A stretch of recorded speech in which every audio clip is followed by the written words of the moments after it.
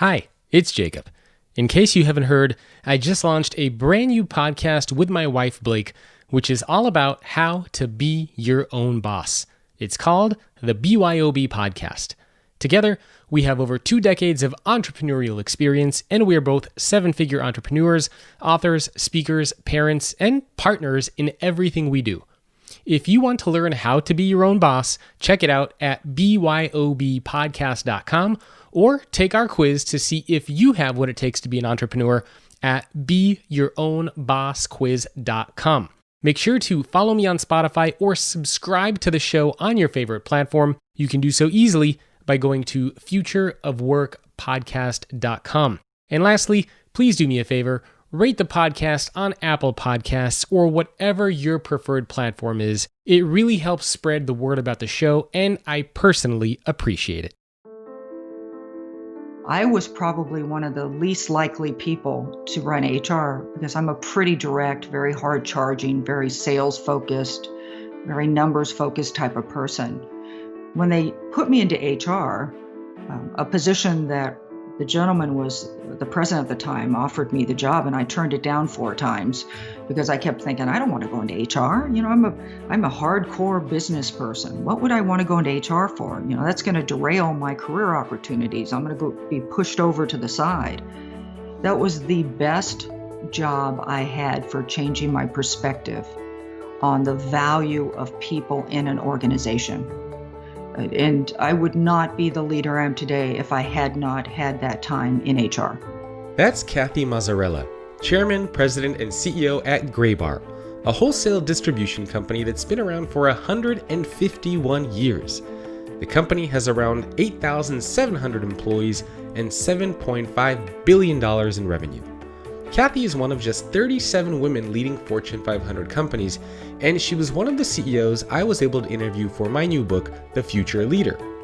She has actually been working for Graybar since she was 19 years old, and she has a great story about how she came to work for the company, which you will hear in our discussion. Kathy and I had a fantastic conversation which covered everything from how she stays motivated as a leader to how her time in HR shaped her leadership style. She also shared her advice to leaders trying to balance it all, why she suggests everyone take jobs that make them uncomfortable, the moment that shaped her career, and much more. Take the assignments that make you uncomfortable.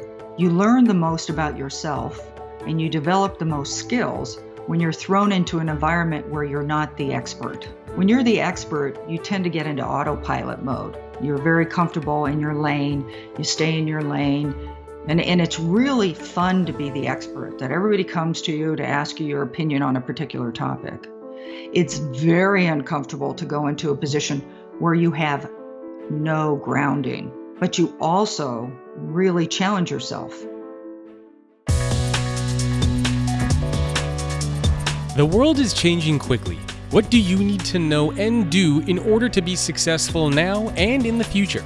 From leadership to the future of work to employee experience, this show will give you the insights and the tools you need to succeed and thrive professionally and personally. Make sure to follow me on Spotify or subscribe to the show on your favorite platform. You can do so easily by going to futureofworkpodcast.com. Also, please rate the podcast on Apple Podcasts or whatever your preferred platform is. It really helps spread the word about the show, and I personally appreciate it.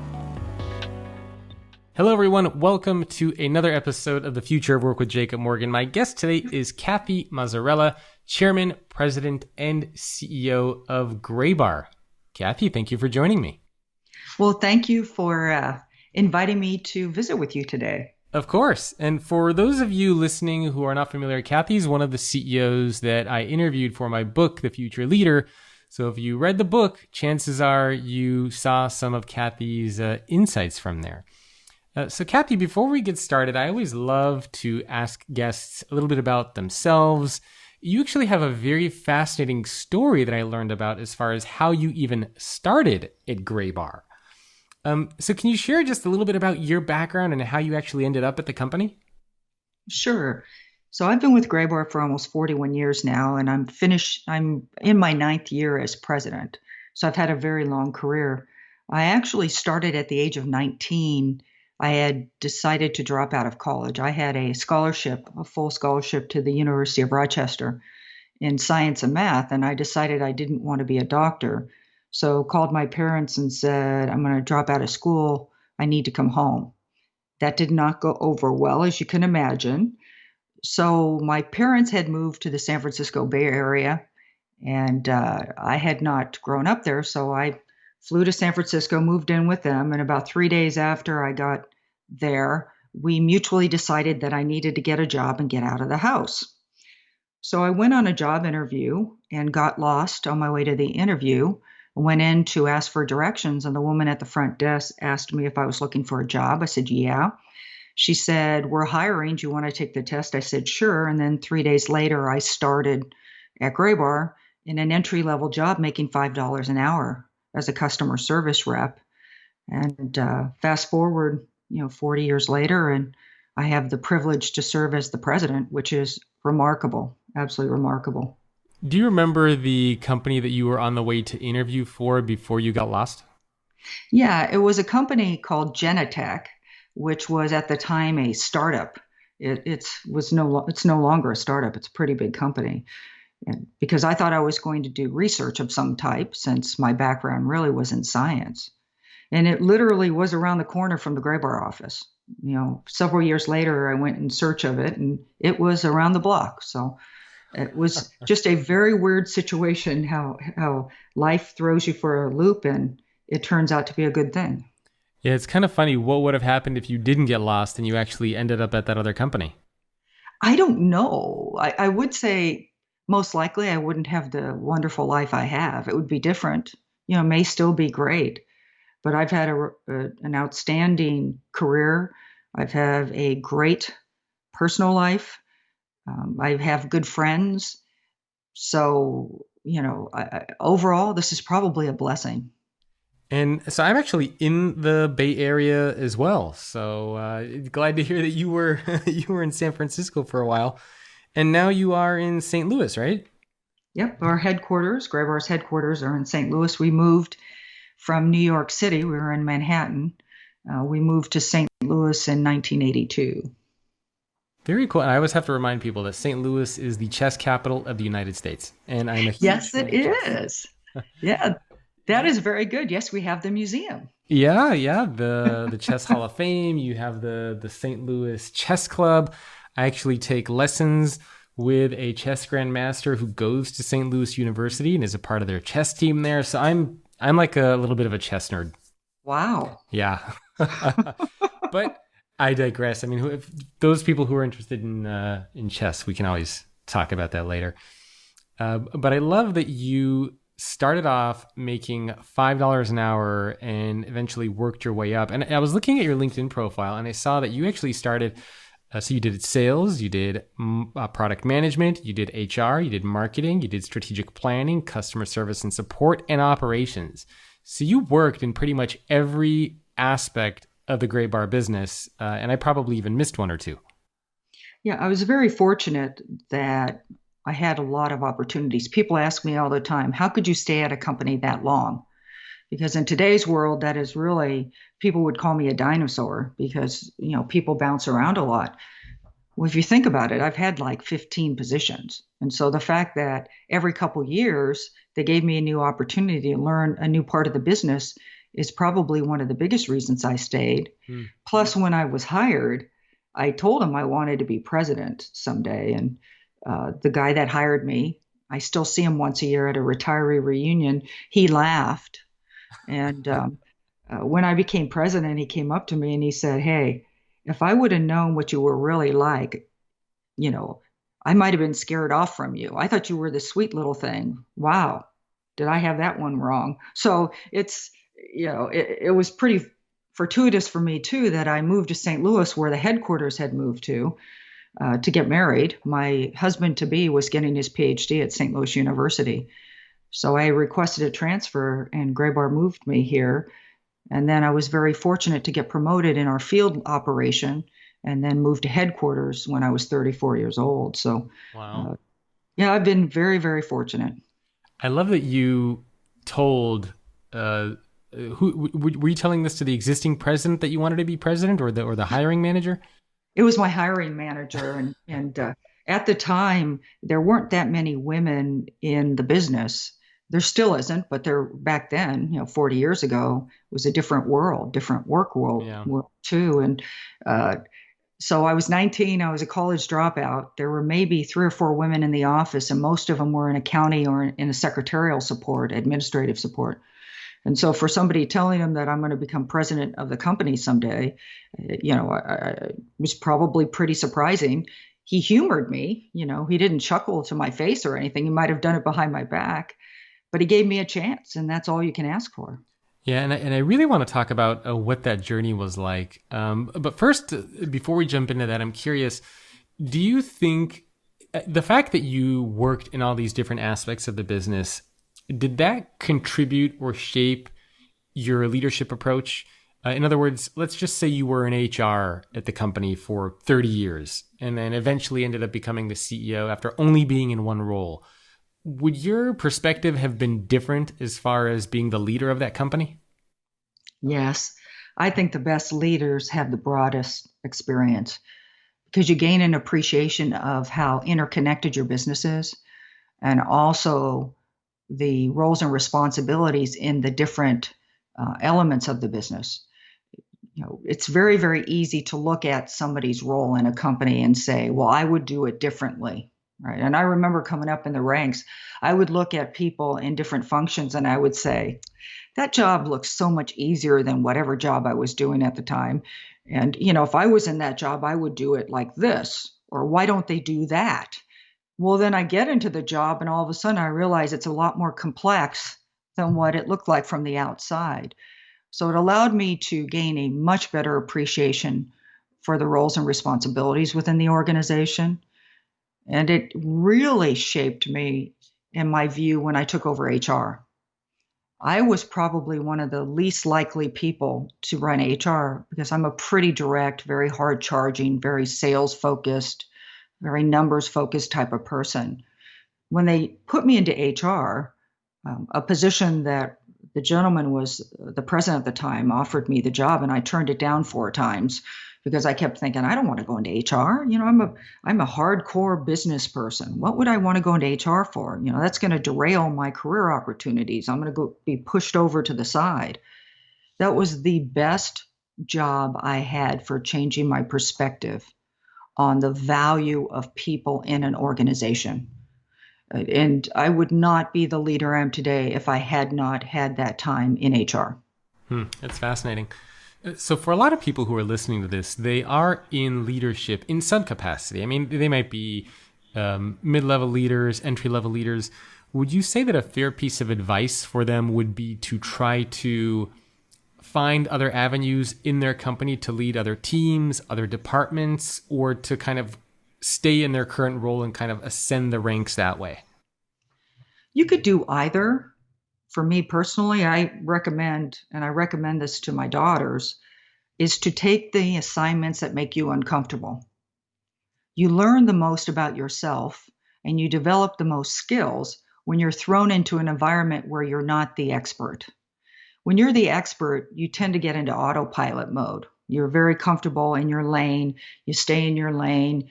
And it's really fun to be the expert, that everybody comes to you to ask you your opinion on a particular topic. It's very uncomfortable to go into a position where you have no grounding, but you also really challenge yourself.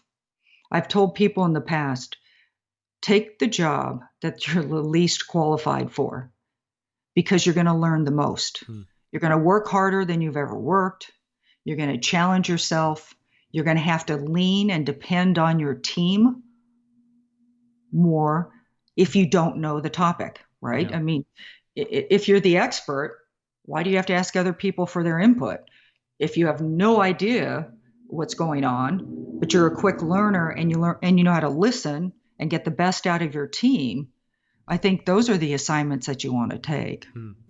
Do you have any stories or examples that come into mind of how maybe the first couple of jobs that you took that made you uncomfortable and what that was like and what you did? Yeah, I was at our headquarters at the time, and there was a very large customer proposal that came in. Huge, huge, probably the biggest one in the company. And my boss at the time came to me, and I was doing product management. He came to me and he said, "Hey, we need somebody to work on this proposal, and it's never been done before. Who do you think should do it?" And I looked at it and I said, "Boy, you need somebody really experienced. You need somebody that understands IT, accounting, finance, financing, personnel stuff, logistics. You need a really experienced person." And this particular proposal was fraught with challenges. And I kept thinking, man, I don't want to be this person. I do not want to do this because the chances of failing are pretty high. And if this doesn't work, it's a very visible opportunity. So I throwing names out and he kept saying no, no, no. And all of a sudden I saw his eyes light up and I thought, oh no, he's going to ask me. And he did. He said, "What about you?" I said, "No." I said, "Look, the chances of failing are high. This has never been done before in the history of the company. I don't want to do this because if I fail, man, there's no recovering from this." And he said, "No, no, you got to trust me on this. You got to trust me on this. If this doesn't work out, I have your back." And I said, "Yeah, that's easy for you to say. But what about everybody else in the company?" And he said, "Just go home and you think about it." So I went home, talked to my husband, and he said, "Has your boss ever let you down?" And I said, "No." And he said, "Then what do you have to lose?" And I said, "My reputation. Right now I'm doing a really good job in the role I'm in. There's a lot of visibility. There's very low risk. Why would I put that on the line?" And my husband looked at me and he said, "When have you ever backed down from a challenge?" And he said, Hmm. "Worst case is it doesn't work." So I went back to the office on Monday and I said, "I'll take it." And he gave it to me. Well, the chances of us winning this proposal, and it was hundreds of millions of dollars, so it's very Oh, slim. what, We hundreds of actually millions. So this is a hundreds of millions of huge. dollars. No, no, Okay. this was huge, absolutely huge. The and so I went to work, and I had no team; it was me. So I'm meeting with different department heads. I'm working with all the executive teams. I'm asking for a lot of help. Literally, people would come in on Saturdays to try to walk me through stuff to teach me about different aspects of the business. So we wrote the proposal, we went in, we got it. We actually won the project. Then I was scared because I thought, man, the customer is giving us only 90 days to get this thing implemented. There is no way this is going to work. So once again, my boss came to me and said, "We have your back." And he said, "Let's go see the president." So we went to the president of the company's office and he said, "What do you need to make this work?" And I told him, I said, "I need IT systems. I need to hire 50 people in a matter of 2 weeks. We needed to get a building." I mean, it was a big project. And he said, "You got it." So he called his executive team in and he said, "You need to give her anything she needs to get this done." They diverted resources. They sent people in from all over the United States. And we actually had the project up and running in 90 days. Wow, that's crazy. I love that story. It actually reminds me. I interviewed Shelly Archambault on my podcast. I think yesterday or day before yesterday, and she used to be the CEO of a company called Metric Stream here in the Bay Area. And she was also telling me a similar story of how one of the things that helped her grow the most as a leader is she would take on the projects that nobody else wanted to do. They were scared of Yep. them. Yep. And I love that because I think a lot of people shy away from that, right? Because you said your reputation was on the line, everything was on the line. Have you ever thought about what would have happened if you didn't get that customer proposal? Like what was the risk for you there? The risk there, well, looking back on it now, there probably wasn't as much risk as what I thought there was. Mm-hmm. Right. I mean, they probably would have put me into another role, probably a lateral move. I still would have been working for the guy I was reporting to, who eventually became the president of the company, by the way. And I replaced him. So, when I look back, I don't know if it would have been so disastrous, Yeah. right? But I never really, at the time, who knew, right? It's easy to look backwards and say, wow, why was I so scared? But at the time, my husband and I were not making a lot of money. I mean, we were doing okay, but we had two children we were raising. I was going to school at night to finish my degrees. He was a researcher, so he was on doing postdoctoral work. So we were, it wasn't a situation where if I lost my job, it would have been easy. Yep. And I kept thinking, if I lose my job, how am I going to support my family? Yeah. So I think, looking back, I probably shouldn't have been as scared, but I was. It's funny. Whenever we look back on things, we always realize that it wouldn't have been as bad. We're kind of scared in the moment, but when you think about it, the consequences, the repercussions are never as bad as you think they are. And I think that's a great lesson for leaders. Is sometimes you do need to step out on that limb, and then you'll realize that if you do fail and you do make a mistake, it usually sounds a lot worse in your own head than it really is. Absolutely. The other thing you learn, and I learned very early in my career, is whatever you plan for, plan on it not going the way you think. Yeah. And if you go into anything, whether it's a project, a proposal, even in your job in some cases, be prepared to be agile and to shift, because you will not make all the correct decisions, whatever those are. And the key is to recognize when you've made a mistake or need to make an adjustment and be willing to step up and say, okay, we need to change, and then lead toward whatever that new change is. Yeah, I love the quote from Mike Tyson. He says, everybody has a plan until they get punched in the mouth. So, Totally. You can prepare as much as you want, but when things actually start happening, you realize that a lot of the plans don't go the way you thought. I also realized I didn't actually ask you to introduce Graybar. So can you give people a little bit of context about the company? How many employees do you guys have for people who are not familiar with it? Sure. Graybar is a wholesale distributor, and we're 151 years old. We were founded as part of Gray and Barton founded Graybar back in the late 1800s in 1869. Graybar became 100% owned by its active and retired employees in 1929. So we've been employee owned for 91 years. We are a Fortune 500 company. Last year we had about $7.5 billion in revenue, about 8,700 employees throughout just shy of 300 locations in North America.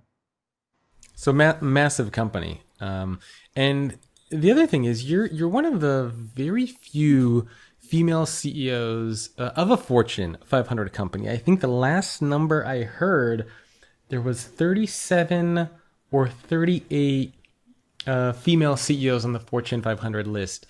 And one of the questions I always get from listeners, they're always really interested in getting, they always say, Jacob, you should have more diverse CEOs. You should have more female CEOs on there. And I always say it's not for lack of trying, but there are not as many female CEOs out there. Mm-hmm. So I'm curious to hear your perspective, being one of the very, very few female CEOs out there for Fortune 500. What does that feel like? Do you feel extra pressure? Have there been some unique challenges that you've had to overcome that other people have not? I don't think of myself as a female CEO. When I became CEO, there was actually 18 on the list. So we've made tremendous progress. We still will have more progress to make, but we've made tremendous strides since then.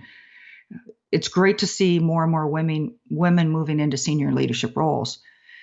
Part of it is time, and you can't replace experience in many cases. So women didn't become really influential in the workplace until the 1980s and 1990s. That's when you started seeing more and more women getting into the workplace. So if you think about it and you look at the women that are running big corporations today, they're in a certain age category, and they usually have about 15 to 25 years of experience. And that takes time, right? That takes time. So I was very fortunate that when I became president, I had already had 30-something years, 32 years with the company. So I had been around a long time. And at that point, I never really thought about the fact that I couldn't become president. It wasn't until people asked me about it that I realized, wow, that was a lot more unusual than I expected.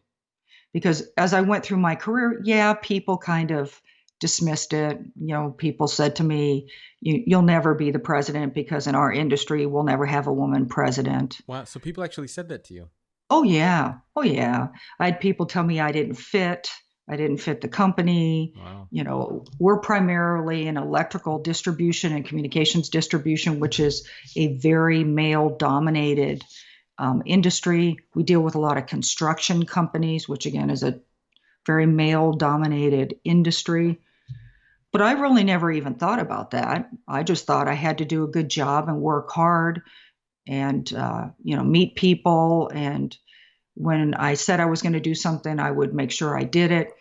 And I never really thought about the fact that being a woman, I couldn't be president. Some of that could have been because I was raised that way too. My father was a very big influence on my life. And he taught me that the only limitations I had in life were those that were self-imposed. Yeah. And that I should never let anybody in my life put me in a box. Yeah, I love that advice. And it's funny because from all of the female CEOs I interviewed, they all say the same thing. We don't think of ourselves as a female CEO, yet all the people who email me always want me to ask. They say, ask them, what is it like to be a female CEO? So I kind of wonder, is there maybe like a misperception that a lot of the public might have about female CEOs? Because none of the female CEOs I talk to say anything about being a female CEO. They answer the same way that you said. So I don't know why that is. I don't know if you have any thoughts on that. It could be just because you don't see as many. Yeah. When we sit around, when executives get together and CEOs get together and talk, it's interesting because we use the same language, whether we're male or female. We talk about, strategy. We'll talk about human capital issues. We'll talk about ESG issues or whatever it is. And we speak the same way. So if I was a younger woman, I would probably ask the same thing, just because there's not a whole lot of them out there to look at. I remember coming up in the ranks, there were no women ahead of me. And so I didn't have a whole lot of role models to try to figure out, how I should behave in a certain situation. I would just watch leaders in general and try to figure out what kind of things I thought were effective, different styles that were effective, different approaches that were effective. But you still get treated differently in some situations. For example, in my own company, the other day, we do a lot of home renovations for hobbies, my husband and I. So I ordered some materials and, I was buying some materials from our operation. And there was a young man, my husband said, I'll go pick up the materials because he has a Jeep. So he went in to pick up the material. And there was a young employee of ours. Now, this is ironic, a young employee of ours who was new. And he said, oh, I understand you're the president of the company, to my husband. And he said, no, you mean my wife? And he said, yeah, Mazzarella. And he goes, no, that's my wife. So even in my own company sometimes, yes, I try to be visible, right? You have employee meetings and you have your picture out there and stuff, but it's still assumed in some cases that it's the male that would be the executive role. I've had customers go up to my husband at events where we've entertained customers and thank him for the opportunity to go to a baseball game. And he always chuckles and said, well, you can thank my wife. She's the president. And you can see some of the faces and expressions when they realize, oops, I just stepped in it. That's hilarious. That's happened actually a handful of times because my wife's name is Blake. And that is sort of a unisex name. And Blake could be a guy or a girl. And that's happened a few times where, Blake and I are at events together. People will come up to me and they'll start talking to me. They'll assume that, I was the speaker or that I, did X, Y, Z. And Blake is just standing next to me and she's like, oh man, it happened again. So it's funny the assumptions that a lot of people can make in different environments. One of the things that you mentioned earlier is the fact that you were going to school, getting your degrees, you were working at the company. I mean, it sounds like you were working like crazy. I mean, you were working really, really hard. Can you talk about just the importance of hard work? Because it sounds like there's no substitute for hard work, regardless of how much you focus on these other aspects, emotional intelligence or, taking training. There is no substitute for hard work and really mastering your craft. I would agree. We talk about, things like EQ, and that becomes much more important at different times in your career, different roles that you have. And I remember when I was coming up the ranks, you're right, I was traveling. So I started traveling in 1984, when that was a time when a lot of women did not travel. And we didn't have wheels on our suitcases back then even. So you had these big, heavy suitcases. You dressed in formal business attire. I remember running through the airports quite often. And we had children right away. So I was traveling. My husband was in school getting his PhD. And when I wasn't traveling, I would be going to school at night or on weekends trying to do homework and then, laundry and doing all the family stuff. We had children right away. So my husband and I would race between childcare, hand the kid off to each other at the airport sometimes. And it was, looking back, I try to figure out how we did it. When you're in the situation, you just keep moving forward. But I remember people used to say, you're stressed all the time. Well, yeah, I was working full time. I was going to school. I had a family. I was trying to, I had a marriage. I was trying to figure out my career. And I just kept working harder and harder and harder. I just knew that, I may not be the smartest person or the most talented, but I knew I could outwork people. I knew that, if I made a mistake, I would go back and learn and move forward and to keep adjusting. Yeah. So I worked weekends, I worked evenings. My kids, when they were little, would come into the office on Saturday and help me, put together binders and proposals. And, they would leave little notes on people's desks and color on their whiteboards. And I'd come in on Monday and people would say, oh, you were in with your girls for the weekend. And I'd be like, yeah, how do you know? Well, your daughter left me a little note. I'd be like, oh. But there is nothing that can replace experience. Absolutely nothing. Yeah. We talk about that during this COVID period of some of the blessings that are going to come out of this. And one of them is we're going to have a very strong, experienced leadership team with our younger leaders. Now, you really wish that you didn't have them have to go through this, but nothing teaches people like experience, nothing. And the experiences that our young leaders have had to go through and the decisions they've had to make will make them stronger leaders in the future. Yeah, no, I couldn't agree more. How did you not get burned out? So some people listening to this might be thinking, how did Kathy possibly do that and not get burned out or not, have just a breakdown? What was your secret to being able to balance all that, to keep working harder and not having it all fall apart? Well, keeping the balls in the air, some of the balls fell, you can't be perfect. That was a lesson that I learned in my mid-30s. I remember coming in from traveling and the house was a mess, and because my husband was doing the best he could. I had two little kids running all over the place. And I remember falling just to the floor in the hallway and I said, I can't do this anymore. I can't be perfect. I can't have the perfect house. I can't have my straight A's. I can't be number one at work. I can't have my kids being I just can't. So I gave myself permission not to be perfect anymore and to be human. And my daughter at the time, my youngest daughter, saw me. I was crying and she came down and she put her arms around me and she said, she was little, really little. And she said, Mommy, don't cry. I'll take care of you and help. Oh. And I know. And I realized at the time that I was being selfish, that, in my quest to be perfect, I was actually hung up on stuff. I was worried about what other people thought, because perfection isn't about you. Perfection is about what other people think of you or what you think they think of you. And it's this artificial, character that isn't real. And so once you give yourself permission not to be perfect, to be a human being, it takes a lot of that pressure off of you. Now, did I get burned out at times? Yes.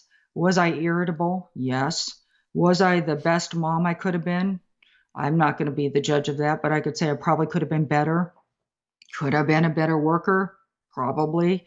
Could I have been a better student? Probably. So, but it's okay. Yeah. It's okay that I wasn't the best at everything. And it's also okay to make choices. People always say, how do you balance everything? How do you have it all?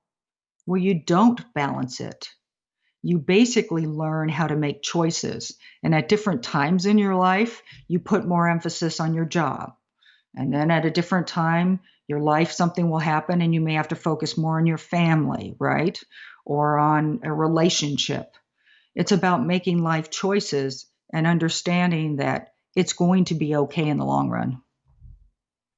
I think that's fantastic advice, because I think you touched on something important. A lot of people, especially leaders, try to always be perfect, and it's just it's not possible. So I think that's something a lot of people should take away. Do you have any regular rituals or practices or things that you do on a regular basis that you think really help you become either a better leader, or help you start your day, or help you kind of stay in the zone? Is there anything that you do? Well, my husband tells me that he can tell when I get into my work mode.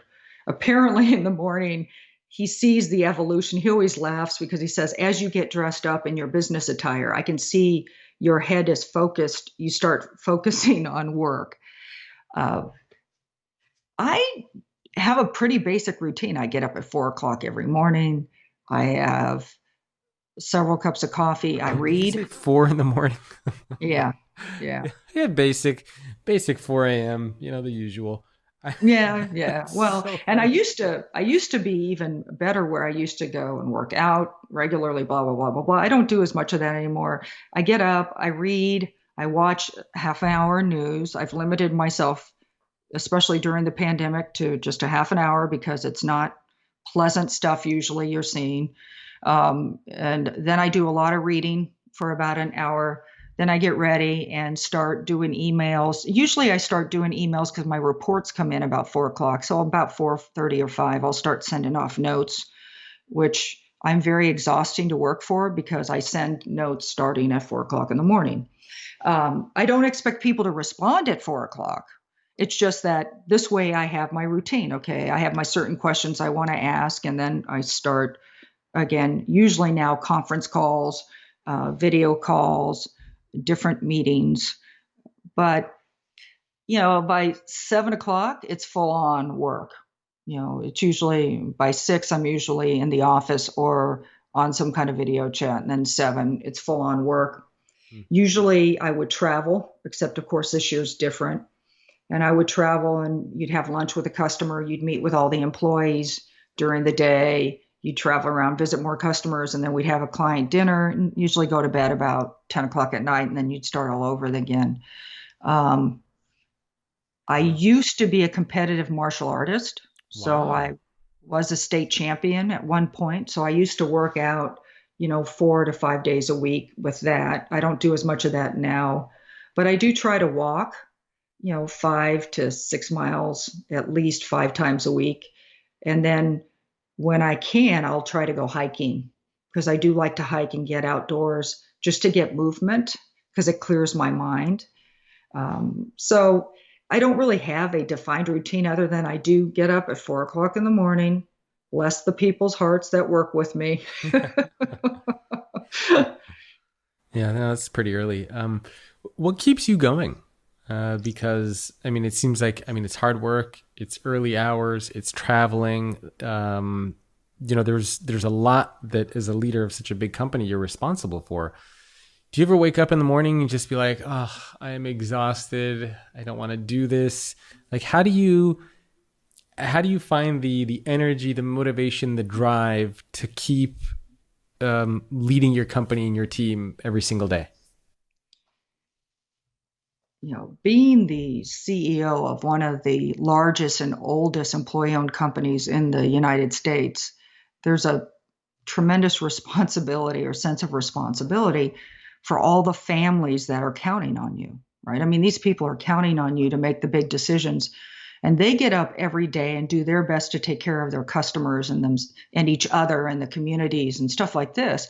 And I need to work harder than them because they depend on me to take care of the big stuff so they don't have to worry about it. And I can't let these people down. I just can't let these people down. The people that work for Graybar and our customers are amazing human beings. That became even more evident during this pandemic and the way they gave back to the communities, the way they took care of each other, but the way they tried to take care of me. I mean, the notes that I received from employees during this time period saying, Kathy, take care of yourself. Don't forget to take care of yourself when you're taking care of us. We're praying for you and your family. My dad passed away earlier this year, right before the COVID shutdown. And I talk about my father a lot and always have in the company. And people found out, and the outreach to me and the kindness, people donated money in my dad's name to various charitable foundations. They sent me notes of encouragement. And then my oldest daughter got COVID early on. And so people found out about that and the outreach and outpouring saying, we got this, Kathy, you take care of yourself and your family, was tremendous during this time period. That's the reason I get up. And anytime I feel sorry for myself or get tired or get exhausted or get frustrated or burned out, I think about that person that's counting on me and the fact that these people care so much that they even care about me. I can't let them down. It seems like it's at some point you really had that realization. It's not about you; it's about them. Absolutely. And I think that especially for you, and you correct me if I'm wrong, and you've probably seen this during the course of your career, that a lot of leaders, especially younger leaders, forget that and they think it's about them. Right. They want to grow, they want to ascend the ranks. How do they become more successful? And a lot of leaders forget that the more successful you become, the more it becomes about other people and less about you. And Absolutely. And that did something happen to give you that realization? Because you've been at the company for a while. Did you always think like that, or was there a point in time where you were just kind of like, I'm gonna crush everybody, I'm gonna get to the top, like I'm gonna rock it? Like, when did it become about others for you? I always knew that you weren't going to succeed on your own, right? But it hit me really hard again when I took over HR, because what ended up happening is I saw the humanity, the true, wonderful humanity in our people, because I was responsible for helping out when there was a tragedy, for example, a hurricane, or if there was some kind of loss in somebody's family. And what I started seeing, or actually, I probably already knew it, but I didn't open my eyes to it, let's put it that way, and really look around me to observe people's behavior. And what I saw was there were some hurricanes down in the Gulf, for example, and it hit, the Gulf Coast, and a lot of our employees lost everything, lost their homes and all that. And all our other employees stepped in. People offered their homes to take people into their homes. People started donating cars, started donating bikes, started donating clothes. People started, covering them for them at work so they could focus on their families. And when I started seeing that is when I realized that that's what really was important. At the end of the day, business is really about taking care of each other at work, taking care of our customers, so that we can all live the life that we want to live. It's about really recognizing that our goal is to provide a standard of living and a place where people feel valued so that they can, again, live the life they choose.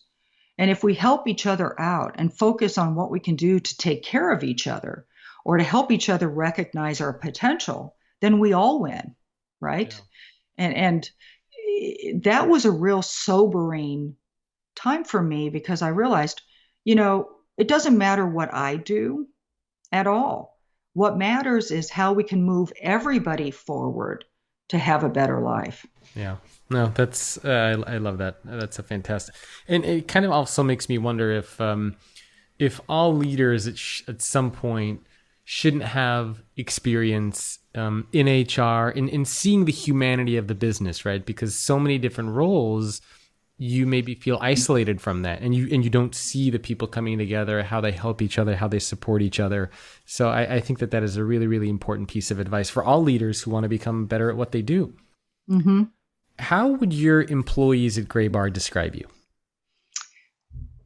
They'll describe me as driven. Several will describe me as intense. Um, they'll describe me as exhausting because my husband will describe me as that because my mind doesn't shut down. That is something that I've realized is that my head just doesn't shut off. Yeah. I'm always thinking about something, and my mind jumps a lot. They would probably describe me as hardworking, very committed to the company. I mean, I am Graybar through and through. They would probably describe me as loyal, fiercely protective of my family, the company, our employees, but yet hard charging, always expecting more. Mm-hmm. People will say I'm never satisfied, and they're probably very correct because I always think that we can do more, do better, accomplish more. Those are good descriptors. I like those. You touched on something which I think is interesting, and it's your brain doesn't shut off. And I get this, my wife gets this sometimes, and I'm sure a lot of leaders out there, especially now in this kind of crazy world that we're all a part of, experience that. But one of the, I guess, repercussions of this, I guess, can be around sleep, right? Because if your brain doesn't shut off, it's hard to sleep. It's maybe hard to focus. So how do you make your brain shut off? How do you relax? How do you shut down, disconnect if you need to? I don't do that well. I am not a good person to do that because even on vacation, I don't stop. And the one thing about this pandemic, my husband says, you'll never be able to retire, ever, ever, because you will drive all of us crazy. He says, you just can't stop because I've always got to be in motion. I know that sounds weird, but there's always something to get done. That's why we started renovating homes. So I'm all over that. I'm like all over these poor contractors. Okay, how come you're not on schedule? And he's like, let me handle that. And I'm like, no, we got to stay on schedules. So I'm not a good one around that. I try to do physical exercise because I figure if it tires me out, at least my body will be tired. So there's a better chance I'll sleep. I used to read fiction, but then the fiction I read are like spy novels. Oh, yeah, well, that's not good for that doesn't help. Yeah, you won't be sleeping with that. No. So I'm a very bad person to give advice on sleeping or shutting down. What do you do when you have a bad day? What do I do when I have a bad day? Yeah. How do you, how do you recover? How do you get over something bad that might happen? Well, sometimes it depends on, of course, what you're dealing with. I tend to be, this is going to sound very strange, but I am really good in a crisis. I'm not good when things are going well, because then I poke my nose into things I shouldn't be poking my nose into because I need I need energy. And so when COVID hit, it was very challenging, but I knew there was a goal, right? So all of a sudden I was like, here we go, action. Let's pull everybody together. Let's make sure everybody's safe. So it gave me a sense of purpose and moving forward. When things go rough, I'm a fixer kind of person. I'm a problem solver. So when there's a challenge, I'm typically there going, okay, what are we going to do about it to move forward? Now, when there's a setback, or if I make a mistake, or if, I've let somebody down, or, something goes wrong, um, like when my father passed away, my father was my idol. And it really made me sit back and start, reevaluating a lot of things in my life, the amount of time I spent with people and, conversations I should have had, but I was too busy to have. Um, but what I did when my dad passed away is I gave myself permission to cry, for example, right? There's a stigma that women leaders need to be strong. And I'm not saying you cry all over the place, but it was okay for me to have emotion. And so I allowed myself that pain. And people could see that it hurt me. Now, again, I didn't break down crazy all the time, but if somebody started talking about my dad and it hurt, then I gave myself permission to be a human being and show my feelings. If it's a bad day, I try to go for a long walk. If it's a bad day, sometimes what I'll do is, I'll talk to my family and they usually tell funny stories about me and I laugh. What I find for me is if I can laugh at myself, that's the best medicine of all, because I am pretty goofy at times. I'm pretty weird at times. I get forgetful at times. I can never find my phone, for example. I swear I need to have my cell phone permanently attached to my hand. I can never find it. And sometimes it's in my back pocket and I still can't find it. So, I mean, I try to, again, give myself permission to not be perfect. And I don't always do a good job at that. Sometimes I beat myself up pretty bad and say, why did you do that? That was dumb. Or, that was a bad mistake. And then I give myself a couple days and regroup and say, time to move forward, right? Life is all about overcoming adversity or setbacks. And the way you come back and the way that you demonstrate resilience, to me, is the key to success. Yeah, I love that. I think that's, the way that you come back and demonstrate resilience, I think is a very, very important, especially now, right? I mean, there's so much madness that's going on in the world. Resilience is a very, very important skill to have. But I think also with resilience, there's this notion of being a perpetual learner almost. Like, how do you keep up with what's going on? Because it seems like there's so much change in the world with technology, with employees that are working at the company. How do you stay on top of everything that's going on? Well, I read a lot and I speak to a lot of people. I try, especially when the pandemic first started, I realized that I needed to proactively reach out to people, customers and things, to see what they were, seeing, see if we could help them. So I do a lot of communications and I try to share with our teams as much as possible. Being in the role I'm in, I'm very fortunate. I have access to a lot of information. I'm a member of the Business Council where there's a lot of CEOs and, there's a network where you can pick up the phone and call, whether it's, on healthcare issues, whether it's, technical issues, whatever it may be. I get access to a lot of the political leaders, right? And so I get to join on a lot of calls where you get information about, what's going on in the communities, what's going on from a regulatory, that type of thing. So I try to make sure I keep my networks up and communicate frequently with people to find out what's on their mind, what's changing, what may be new. And then I try to share that as much as possible with our employees and our teams to make sure that they know where we're all heading. Part of the challenge with this whole COVID thing has been fear, right? People are afraid. People don't know when this is going to end. They don't see how they're going to come out of this. They don't have access to the information that I have. So the role I can play in the company is to give our people hope, to give them that vision of how we're going to get out of this and when we're going to get out of this and that we're going to be okay. So, the CEO role is a very fortunate role to have because you do have access to information. It's what you do with that information which will really determine how effective you are. Yeah, well said.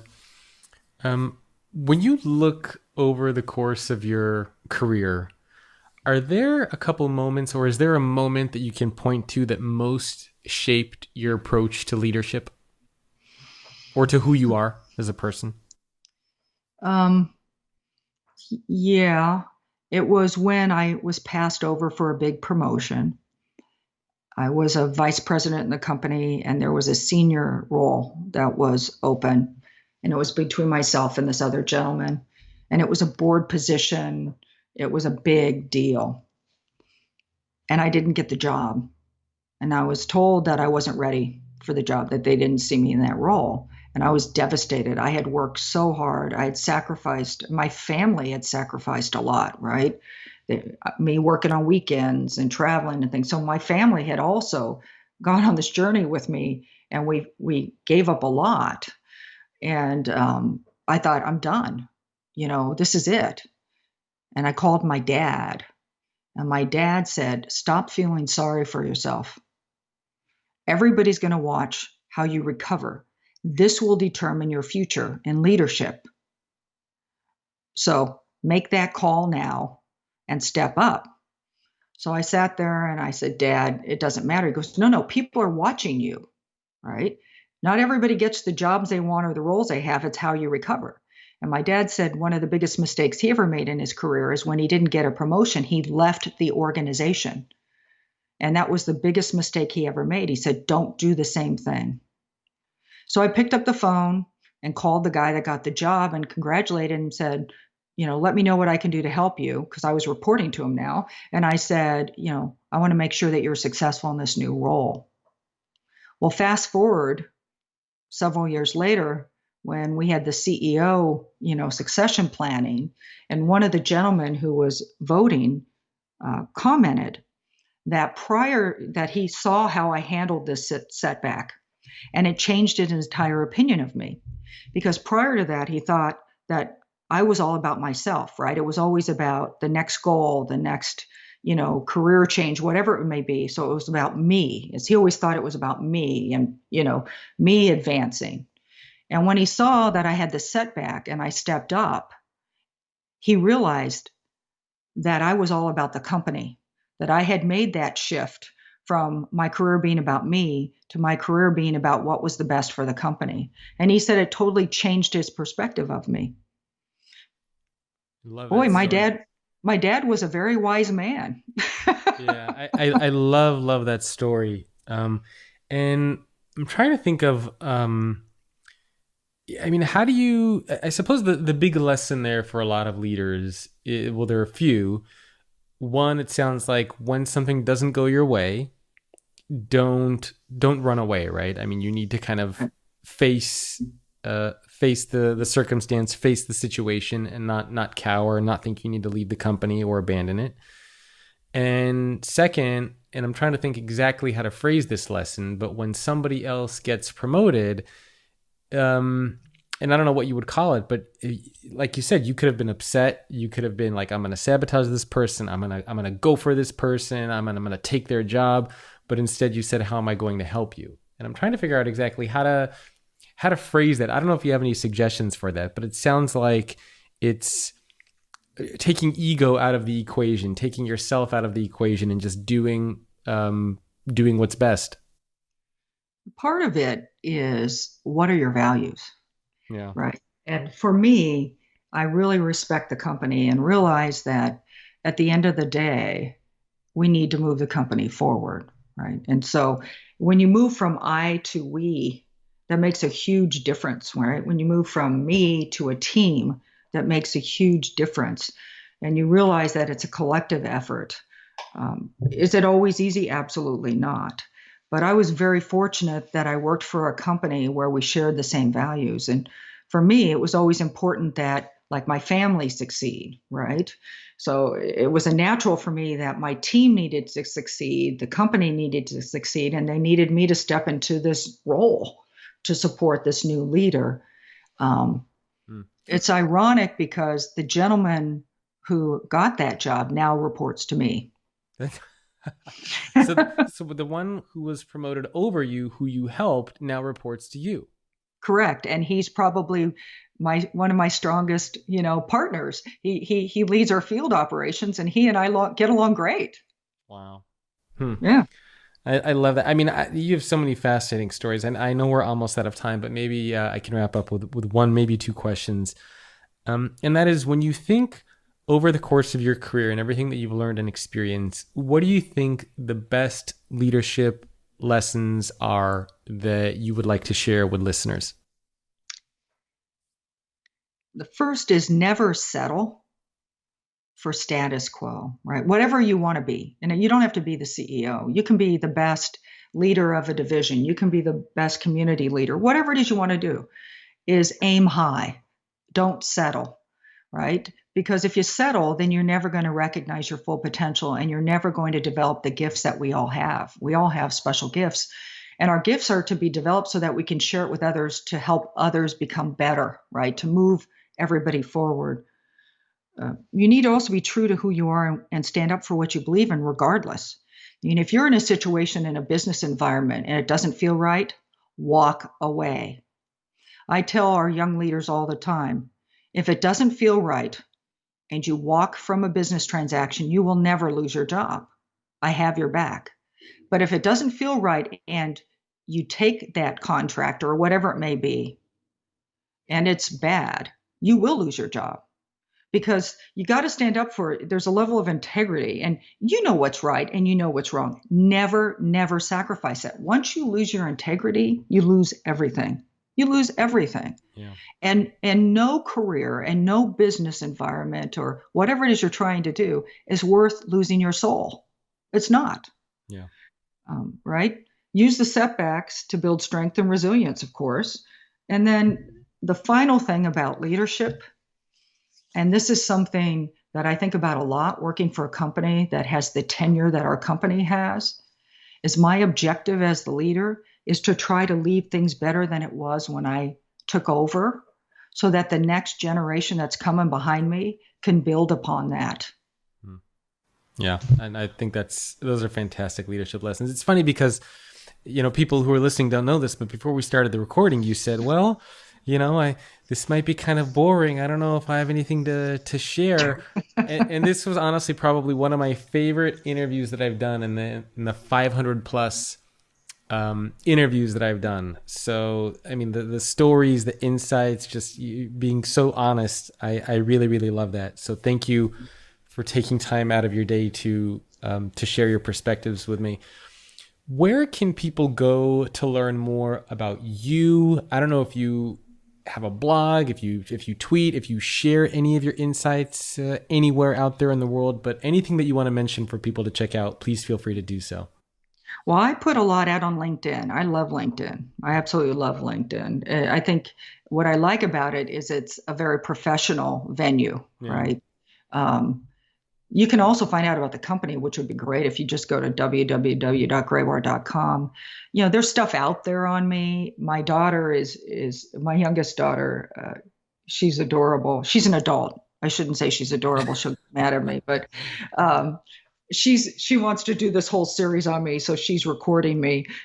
She's going to be putting a blog out there on various things, and so once that gets out there, I'll probably put it out on LinkedIn. But to me, it's more about the company. And if you learn more about Graybar, I think you'll understand why I love the organization that I get to serve in this role, why I love Graybar so much. It's just an amazing organization with amazing people. Well, kudos to your daughter for doing this project. I'm excited to see it because, I mean, I think she's right. You have a lot of really interesting insights and perspectives and things that you have seen and done. I mean, even just the story of how when you were traveling in the airport and, you didn't have wheels on the suitcase and there weren't very many women traveling, just, a lot of people forget because we're so obsessed with what's happening now and, the instant stuff that's going on that we forget about the history of what it took to kind of get to where we are now. So your stories are amazing. I'm very, very excited to see what your daughter puts together. Well, you're very kind, Jacob. Well, again, thank you so much for taking time out of your day to speak with me. And thank you, everyone, for tuning in. My guest, again, has been Kathy Mazzarella. If you want to find her on LinkedIn, her last name is Mazzarella. Pretty easy to find. And again, please check out the company page at Graybar. So thank you, everyone, for tuning in, and I will see you next week. Thanks again for tuning into The Future of Work with Jacob Morgan.